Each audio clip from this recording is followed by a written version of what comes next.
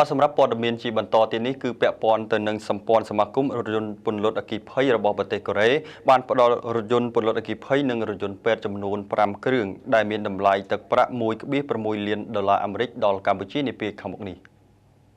លោកគីវ៉ុនលីប្រធានសម្ព័ន្ធសមាគមរថយន្តពន្លត់អគ្គិភ័យនៃសាធារណរដ្ឋកូរ៉េបានថ្លែងឲ្យដឹងនៅក្នុងដំណើរទស្សនកិច្ចមកកម្ពុជានៅព្រឹកថ្ងៃទី16ខែមិថុនានេះថា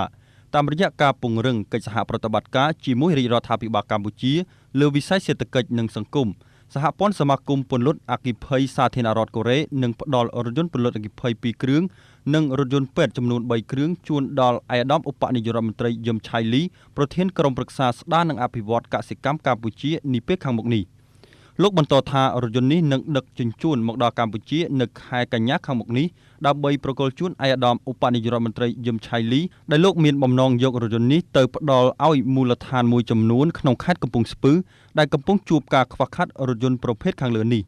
លោកបន្តថាលោកមានការចាប់អារម្មណ៍ចំពោះប្រជាជនកម្ពុជាដែលមានភាពរួសរាយរាក់ទាក់និងមានបេះដូងកក់ក្ដៅ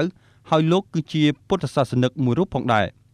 លោកគីវ៉ុនលីបានបន្តថាការប្រគល់រថយន្តទាំងនេះធ្វើឡើងតាមរយៈសមាគមមិត្តភាពកម្ពុជាកូរ៉េដែលដឹកនាំដោយលោកបណ្ឌិតសាំងវ៉ុនផាកដែលលោកបានធ្វើការជាមួយរាជរដ្ឋាភិបាលកម្ពុជាតាមរយៈជំនួយមនុស្សធម៌នានាលោកបន្តថាសហព័ន្ធសមាគមរថយន្តពន្លត់អគ្គិភ័យកូរ៉េមានសមាគមចំណុះចំនួន15សមាគមនិងមានសមាជិករហូតដល់1លាននាក់លោកបន្តថានេះជាជំនួយលើកទី1ដែលក្រុមហ៊ុនរបស់លោកផ្ដល់ជូនកម្ពុជាប៉ុន្តែវាមិនមែនជាជំនួយចុងក្រោយនោះទេគឺលោកនឹងបន្តជួយកម្ពុជាជាបន្តទៀត